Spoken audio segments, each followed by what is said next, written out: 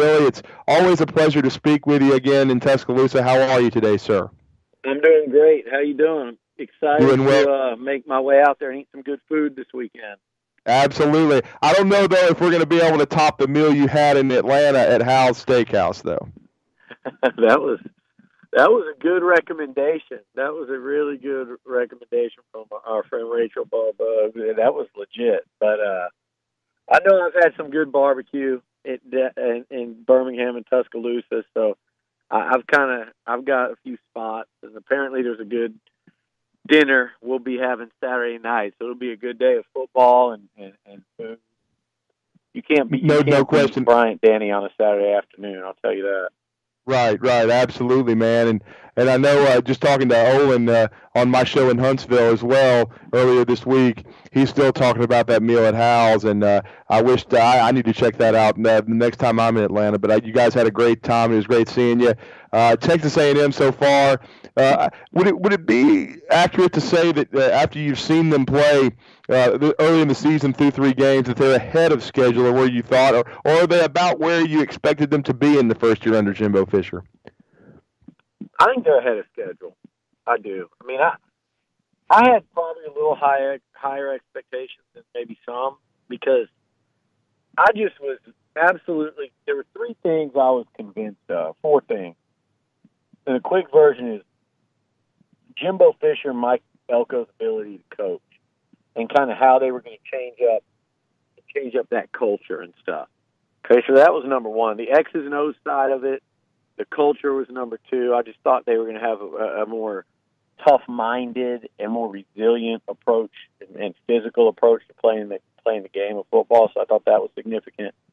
The other thing was I thought they had a lot more talent on the D-line than people expect. And they probably could use a more of a pure edge rusher to go along with Landis Durham. That would make them, I think, a lot, even nastier. But I liked their talent up front on the D-line. I thought a lot of their defensive success was going to start there. And then finally, Kellen Mond. I think he would throw for 400 with 3 touchdowns and no picks against Clemson and stare right into the face of that pass rush for 4 full quarters? No. I thought, though, that's how good he could look one day. And I thought he would progress there. I was a Kellen Mond believer. I just think he's ahead of schedule, and that's really helped everything else, too. You know what I'm saying? Oh, absolutely. I mean, he was unreal against Clemson. As I said in our first segment, if it wasn't for a bad bounce here or there and such a close call on the goal line with a fumble, perhaps A&M wins that game. I thought they really played, above their heads. It kind of reminded me of some moments we saw with Nick Saban's first team in 2007, where they had an opportunity to beat the national champion LSU Tigers in Bryant-Denny Stadium, but fell just short. But what it shows you is that the program is on the footing that you want it to be, and it's coming. Yeah, between that and the way they're recruiting right now, and the fact that you've kind of found your QB, and I'm not saying Kellen's not going to have some ups and downs this year in his first full year as a starter, but you saw what he's capable of. Heck, I think Nick Saban and Alabama's defenders saw what he was capable of last year in that fourth quarter when I wouldn't call it a rally. A&M scored with no time left, essentially, to cut it to 8. But they started making plays with Kellen leading the way down there. And that was against, Bama's first defense. It wasn't a complete blowout like some of their games have been. And so I think Bama has a healthy respect. Here's the thing. Nick Saban said it this week. It's not coach speak. This is the best team Alabama will have played in 4 games. And I know it's early, but, they played Ole Miss. They played Louisville. They played, an ACC and an SEC West team. A&M's a lot better and more complete than both of those football teams. I don't know what A&M's record is going to be, but I watch football, and I can tell you the same thing Saban did. A&M's better than those 2 squads by a long shot, and here's why. They're better up front on both sides of the ball than each of them. They've got a better quarterback, and I know Tamu puts up numbers, but they've got a better quarterback, and they've got, I think, what the other thing they've got is an offensive system that is much more, it's not as scary as those Ole Miss receivers, and it's not as wide open as what Petrino. I think Petrino's a terrific offensive mind, but I just think what they'll do with tight ends and a fullback and commit to running the football with Trayveon Williams, but also spread you out and throw it to the tight ends, to the receivers with some quarterback running game. I think Nick Saban knows that he and his staff are going to have to do a really as good a job as they will all year when it comes to if they want to out-coach the guys on the other sideline. And I think that's something that's got his attention, and I think Bama's favored, for a reason. I'm not sitting here saying A&M's going to go in there and knock them off for the second time. I think that this is a good quality A&M football team, and I'll be real interested to see Tua and Bama in this juggernaut, how they do against the Aggies, because I think A&M's, I'm telling you, as the season goes on, I think they're as good as probably just about anybody Bama's going to play until they meet up with Georgia. That includes Mississippi State, that includes Auburn, that includes LSU. I think you can throw all these teams kind of into a hat when at the end of the year you're going to look at them and go, yeah, those four teams are all about the same. Well, and Billy, I wanted to ask you a couple before and get your thoughts on both sides of the ball as far as the matchup goes. This A&M defense, we expected them to improve under Mike Elko. He did great work at Wake Forest. He did a very solid job at Notre Dame a year ago. How do you see them matching up against Tua Tagovailoa? Because we haven't seen Tua play into the second half. I do believe we're going to see 3+ quarters out of Tua Saturday. I don't think we're going to see Jalen Hurts, in my opinion. I think Tua's going to have to play well to win this game. How do you see this? You've watched Alabama play. Of course, you've seen A&M's defense up close. Kind of analyze that matchup in your mind for me. I think A&M can match up in the trenches now. I think Jalen Mack is playing as good a football as he's played since arriving to A&M as a 5-star D-tackle. Justin Matabike alongside him has first-round potential. Kingsley Keke will be a top, probably 3-round pick at least, coming out this year, and that's just their beef inside. And they've got depth. Landis Durham, he's not going to blow you away, but at the same time, you look up and he and Josh Sweat getting all the attention. They both led the SEC in sacks last year. They're not the returning leaders. They both led the league in sacks with 10.5. So up front, I think A&M. The key is, can they slow down this Bama running game? I know Tua is 13 for 13 on third down. Can you put him in some more third down situations than he's been in so far? And if you do that, then can Mike Elko, for as great as Tua has been, his fourth college start, can Mike Elko, with those exotic blitzes and the different fronts and the different looks, can he create just a little bit of hesitation, a little bit more decision making for Tua than he's had to have thus far, and maybe put him back in a pressure position for the first time since Georgia. Now, all these things are to say, I get it, man. We're trying to find out if this kid's mortal or not. We're trying to figure out if he's an actual human playing football, because he's looked like Superman. So it would not shock me if all of those things happened and Tua came out and put forth a Heisman Trophy kind of performance. I mean, I have no doubt in my mind that he's capable of that from what we've seen and what kind of substance you can tell that dude's got. But that to me is A&M's formula for success. Those things have to happen, and then you see if that rattles to his cage at all, if it shakes him up even in the slightest.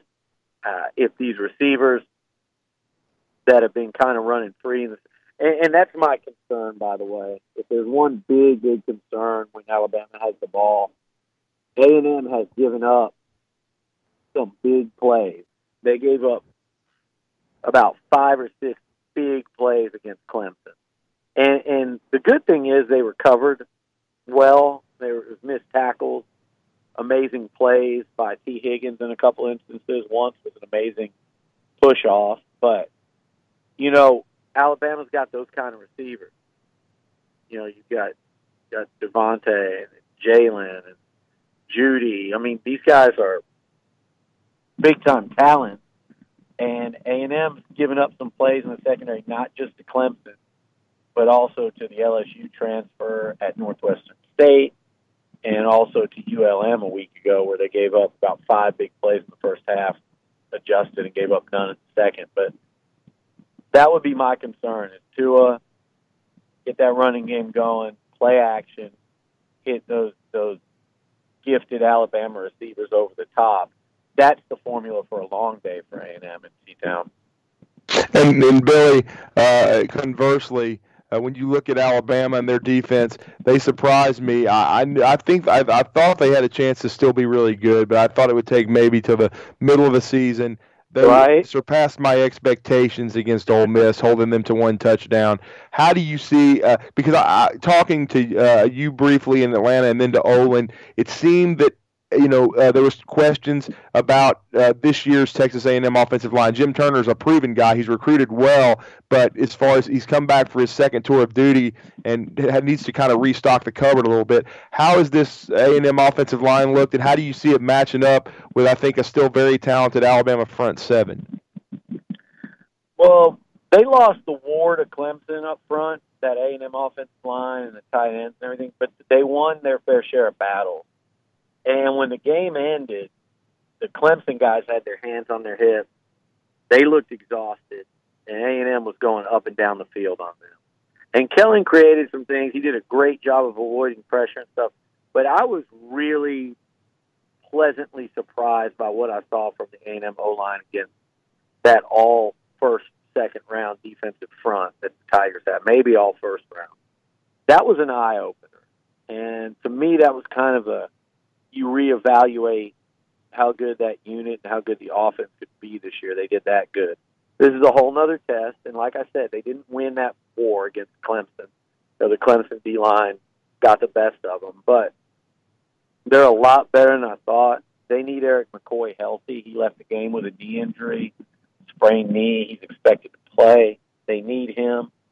I know what's going on at that nose guard position at Alabama. They've just plugged a whole nother guy in. Louisville couldn't block him. I watched that game. But I'll say this. I think if Kellen Mond has time to throw, and I get it, it's a big if. It's the same if I spent the week talking about leading up to Clemson.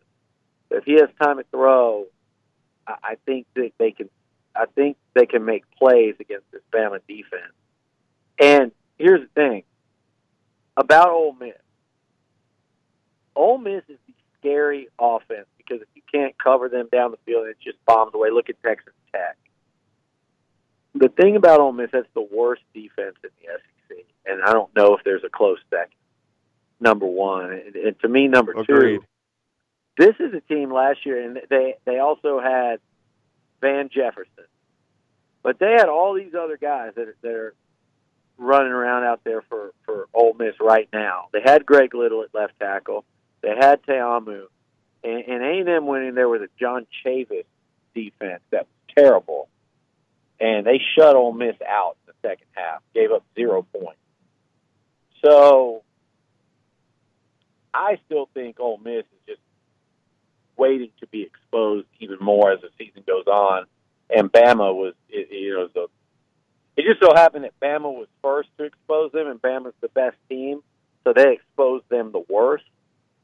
But I think their defense will be tested a lot more throughout conference play than they were by Ole Miss, including by A&M. And it might not be, I don't even know what Ole Miss racked up in the form of yards. I didn't go study that. I watched enough of that game, but it might be, it might not be in terms of yardage or how much they scare you over the top. But offenses like A&M, I think, are going to be much more difficult for Nick Saban, to game plan for and to stop over the course of a 60-minute football game. I don't know. I think this game is closer than people think. I think A&M will be one of the better. They might be one of the 3 best teams that Bama plays in the regular season. I think all that remains to be seen with that group we talked about. I know certain ones look good right now. I know LSU's climbed way up in the rankings. I watched all their games. I've watched all of Auburn's games. I just don't think they're that much better, if at all, than A&M, and I don't think they're in the same league as Bama. I mean, I just think Bama, everybody's trying to create a competitor for Alabama this year, and I don't think there's one in the West that stands out bigger than any others. Everybody was talking about Auburn before the year, and everybody's talking about LSU now. Maybe it's Mississippi State, but it could be A&M. We'll see on Saturday. Well, and I think it's another significant thing is Trayveon Williams is going to be healthy this year. I don't think he was a year ago. When he played against Alabama, he was having ankle problems. And Alabama has at times been unsound against the run. They have not had good run fits inside. And Trayveon Williams has shown in the past that he is someone that can take it to the distance if you're not lined up correctly. And he's leading the SEC in rushing, which he's behind with a coach now that I think has fit the offense to his skill set a little bit better. You know what? Trayvion's really interesting, right? Because Bama held him the last 2 years. He's had 60 yards combined against Bama. Clemson held him to 32 yards on about 16 carries or so. But the thing about Trayveon is he's also, like you said, he's leading the SEC in rushing. But he's had 4 200-yard games in his career, 3 of them against, UCLA, Tennessee, and Arkansas, so Power 5, a couple SEC teams. He's ripped Auburn for well into the hundreds. He's done it. I think he had a big game, one against, I forget who it was there, but he's had a lot of 100-yard games against SEC teams, let's say, including Auburn, which was probably his best one. In Tennessee, he went for 230. But he hasn't done it against the absolute best. But the thing about Trayveon, if there is a bad run fit, he'll hit that, and he'll take you to the house in a hurry. If he gets in that second level and starts doing that, then that's a great sign for Texas A&M, because if they can, I think the goal is to run the ball with some modicum of success that you can stick to it like they did against Clemson. Because like I said, they tired Clemson out in that game. If they can stick to it just enough to where in the fourth quarter your play action means something, because that's what you're going to need to keep Bama off Kellen, enough and help that O-line out. If they can get that going and Jimbo can call pass plays off play action that Bama has to respect, that's the recipe for this football game being a competitive, close one. And final question for you, and this is Billy Lucci, the co-owner and executive editor of TexAgs.com. What is your prediction? I thought the spread, I was kind of shocked by it. I thought it was a little bit too big because I have a lot of respect for Jimbo Fisher and A&M. I think Alabama is going to win this game but not cover. What are your thoughts on the outcome? I think the same thing. I think, I'd feel like I know Bama goes on the road and destroys people. I think if this game was at Kyle Field, it would have the potential to look like a Clemson game. I think in Tuscaloosa, it's A&M's first road trip. I think it's going to be a tough one to get out of there with a win, but I think once again A&M kind of impresses the whole country, and they kind of send a message that, man, this is one of the this Jimbo has fast-tracked this thing, and they're not that far off. Are they Alabama yet? No. Are they Clemson yet? No. But this thing's going to happen in a hurry and out in College Station. I think that's how people are going to walk away. And they're going to say 4 games in, they've played Clemson and Alabama and played them both tough.